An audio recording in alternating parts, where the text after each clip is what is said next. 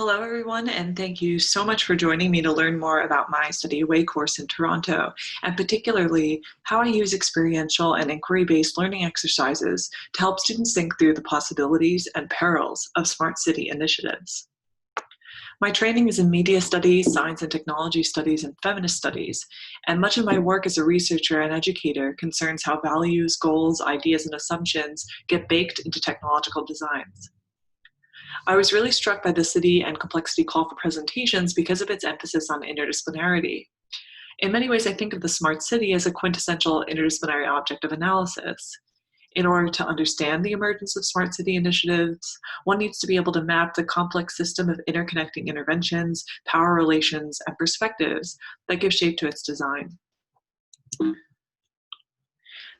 This brings me to my Toronto Study Away course, Smart Cities, Rethinking Urban Space in the Digital Age. For 2 weeks in May 2019, I took 40 primarily first-year Purdue University Honors College students, who were 82% STEM majors and 18% humanities and social science majors, to the city of Toronto. At this time, Alphabet Inc., the parent company of Google, had recently acquired the rights to construct a smart city in Toronto, which would be developed by their urban innovation organization, Sidewalk Labs. The course was designed to explore the following questions. What is Sidewalk Labs, and what plans does it have for developing Toronto? How has this project been received by Toronto community members? Should Toronto's past as a city inform its future? If so, how?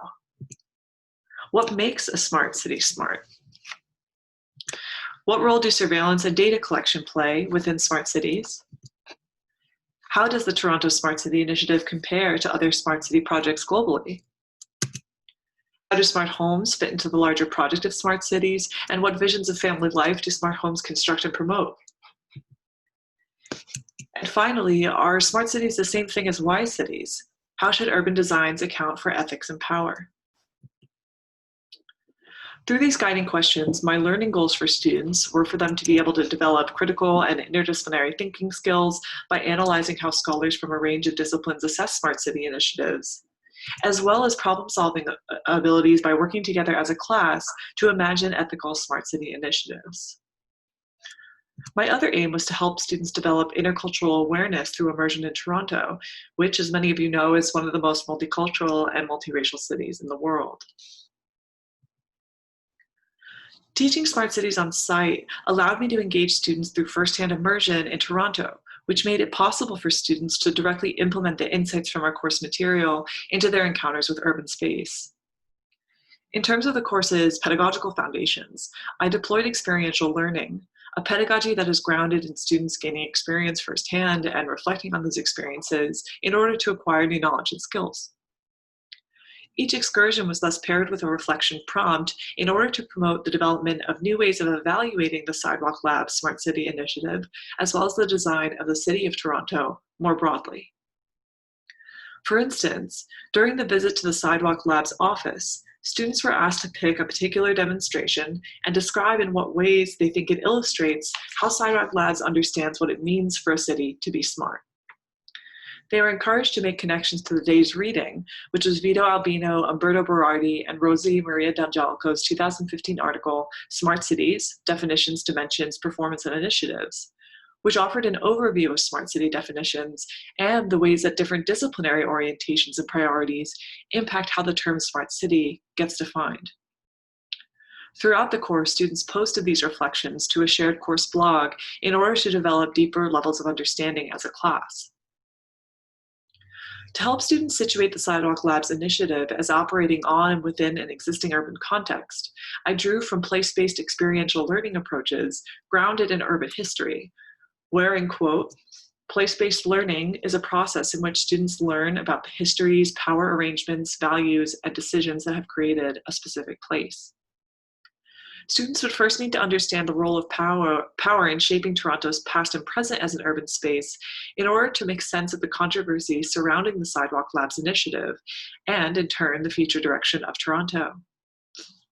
I thus challenged students to test their ways of seeing the city by reconciling Toronto's present with its past.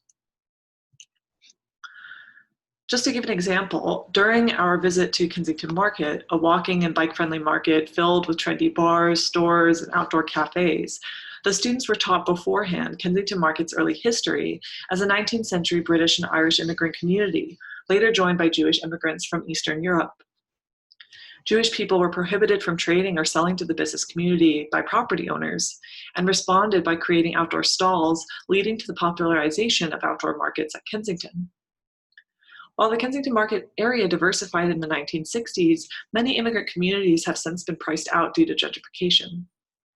Most recently, in 2002, a Nike store tried to open up at Kensington Market, and the community pushed back through a street party and public art demonstration using red painted running shoes to symbolize Nike's exploitative labor practices. I was thus able to situate the controversial Sidewalk Labs initiative and concerns over its potential role in spreading gentrification and corporate control within longer historical struggles and contestations over the very urban space the students found themselves traversing. Central to the course's aim and structure was also intercultural learning, or the quote, acquisition of knowledge and skills that support the ability of learners to both understand culture and interact with people from cultures different from their own. I grounded students' intercultural learning in an analysis of the ways that sociopolitical contexts and uneven power dynamics shape how cultures interact.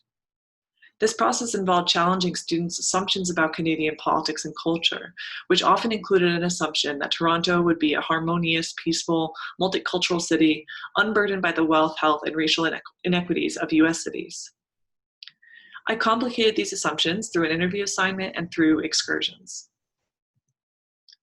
In the interview assignment, students in pairs had to interview someone who has lived in Toronto for at least 1 year to better understand how they experience the city and what views they have on how Toronto's city life could be improved. They were then asked to reflect in writing on how their interviewee's experience of the city compared and contrasted with their own observations of Toronto so far. In their interview write-ups, some students described finding their interview subjects and their own views on Toronto being similarly positive in terms of its multiculturalism and accessibility, while others found that their interview subjects identified issues related to employment, affordable housing, and reliable transportation. We discussed these findings as a class, which helped students consider the ways that their interview subjects might have very different experiences due to the range of social and economic disparities that differentially impact city dwellers' lives. However, while intercultural dialogue can result in short-term changes to individual attitudes and cross-group relationships, there is not evidence that dialogue mitigates systemic inequalities. This is why I also had students grapple with the history of colonialism in Toronto in an effort to ground my intercultural learning pedagogy in a decolonial framework. To help students engage with the city of Toronto through a decolonial lens, our first excursion was to the First Peoples Art and Cultural exhibit in the Royal Ontario Museum. Students were asked to respond to a reflection prompt where they had to pick an artifact and describe in what ways the artifact and the museum's representation of it participated in the construction of Toronto's history. In our discussion, we considered the importance of how dominant framings of a city's history often erase the rights and experiences of colonized people, drawing from the work of Victoria Freeman.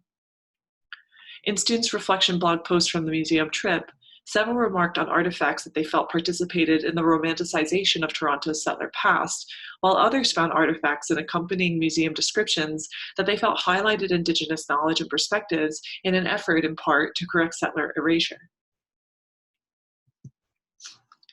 In order to further stress the ways that power dynamics and systemic inequalities inform the urban design of Toronto, students were taught the design concepts of universal design, restrictive design, and inclusive design, and considered what assumptions, values, goals, and ideas inform these different design approaches through direct observation.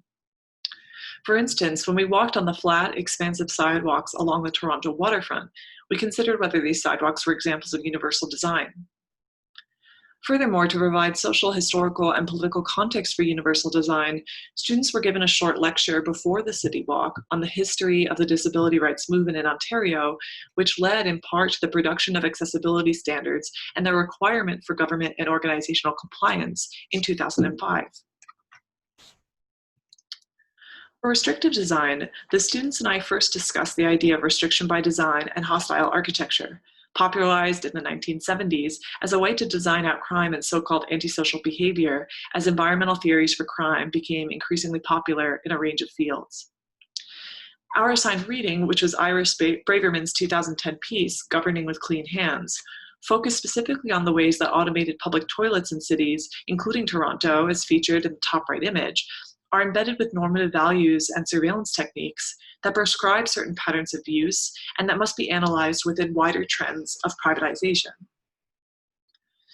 While at first glance, the increase of ADA-compliant public toilets would suggest an increase in the accessibility of public space, ATPs are both highly restrictive in their design, including physical features that deliberately render sleeping, laundering, showering, and sexual activities difficult to perform, while simultaneously allowing for the proliferation of private advertisement in urban space.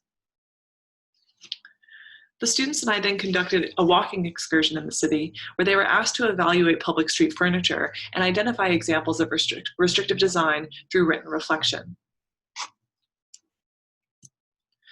Upon the completion of this walking excursion, the students were then presented with Sidewalk Lab's proposed signs for indicating what data is being collected in a given location in the smart city, as featured here.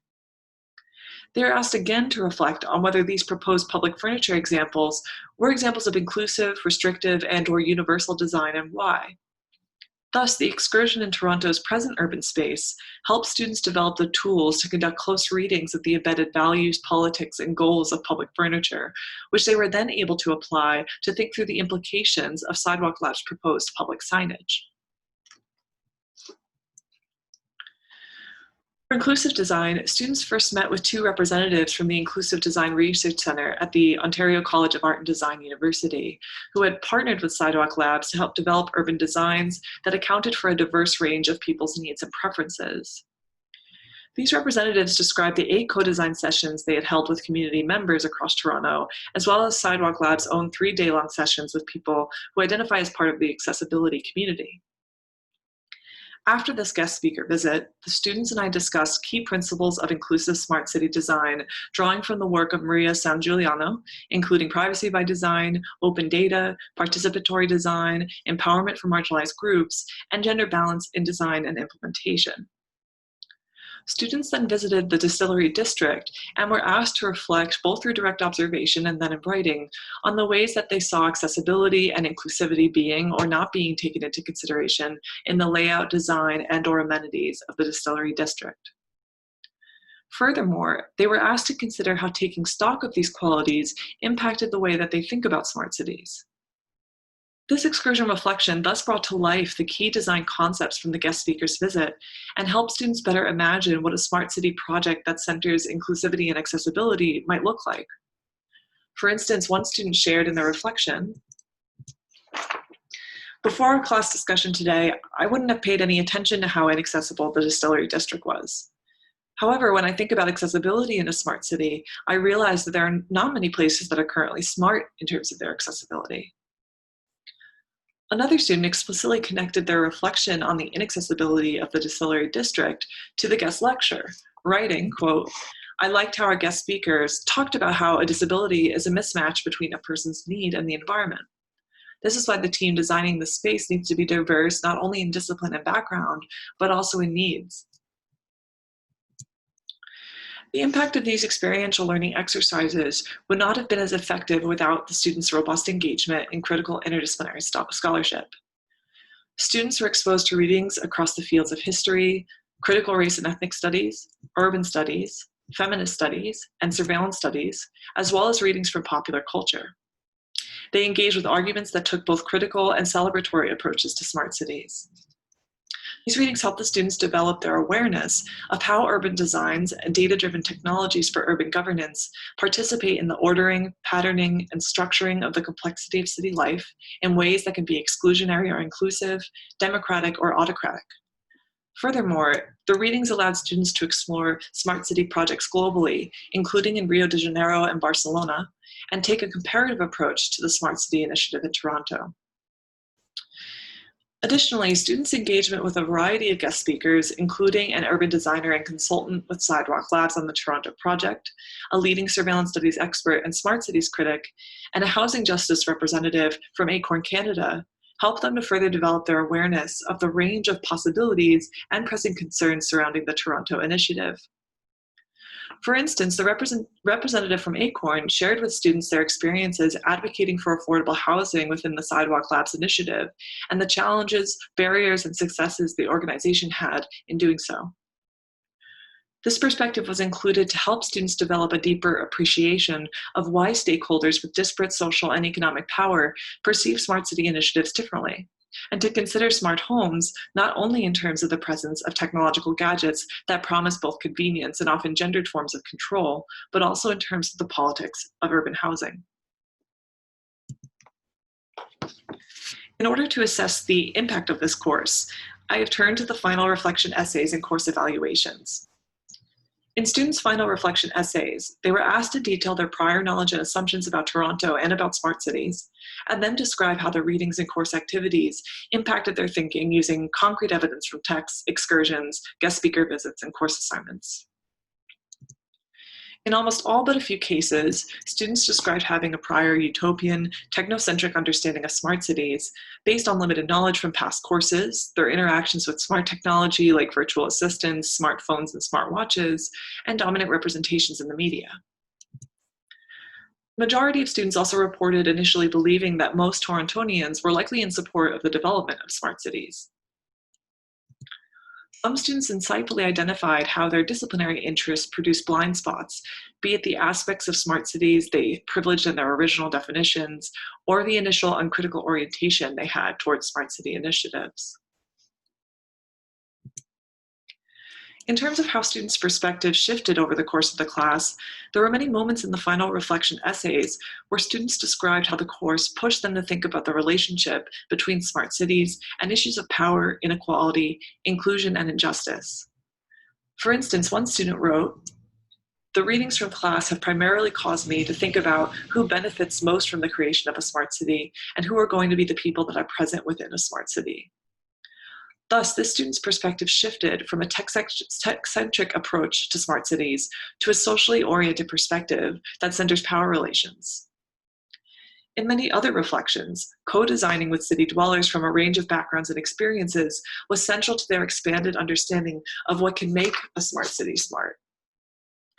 Others focused on the intersections of smart cities with socioeconomic inequality and what it would mean for a smart city to be focused on helping citizens in need through housing and transportation reforms focused on affordability. Additionally, many students remarked on how the course helped them to better understand concerns surrounding data collection in urban space. For example, one student remarked that danger is introduced when we allow technology to do everything for us behind the scenes. Although it is extremely convenient for us as humans, it can also introduce problems when we are unaware of what is going on. For this student, questions concerning what data is being collected, who uses it, who has access, where is it going, and are there ways to opt out, help them to think more critically about the promises of convenience in the smart city. Another student shared that their new knowledge of structural racism in Toronto's history and present made them consider how the magnitude of technology that a smart city would include could unintentionally or intentionally amplify already existing biases. Housing costing is an example. Access to education is an example. Policing using data is an example. Thus, many students documented experiencing a shift from a utopian, tech-centric approach to smart cities to an approach that centers the relationship between smart cities and history, belonging, ethics, and power, or what we might call wise cities. In terms of the 24 submitted course evaluations, many students described that the most important thing they felt they had learned in the course was the importance of considering smart cities from different disciplines and perspectives. For example, one student wrote, "The most important thing I learned was to not only bring your own background to the conversation, but try and think across other disciplines or collaborate with those who have different experience. This allows for problems to be more fully explored and gives everyone a well-rounded view." Comments such as these speak to the ways that students found value in the interdisciplinary structure of the course for looking at the issues raised by smart city initiatives. Another student shared, "I can never walk into an urban center again and be ignorant to the carefully constructed world around me." This emphasis on the constructedness of cities speaks to the course's denaturalization of urban space in ways that raise questions of power and inequality in terms of how urban space is designed and whom it serves. Finally, in terms of how the course could be improved, 3 of the 24 respondents wanted more structure and direction in the walking excursion exercises. One student suggested that discussing the excursion reflections as a group the following class period would have been beneficial in solidifying their ideas. Doing so consistently might have significantly improved outcomes for those 3 students who were struggling to see the purpose behind the walking excursions. Thank you so much for your time and attention, and I hope you're all managing okay during these tumultuous times. Please do not hesitate to contact me with any comments or questions.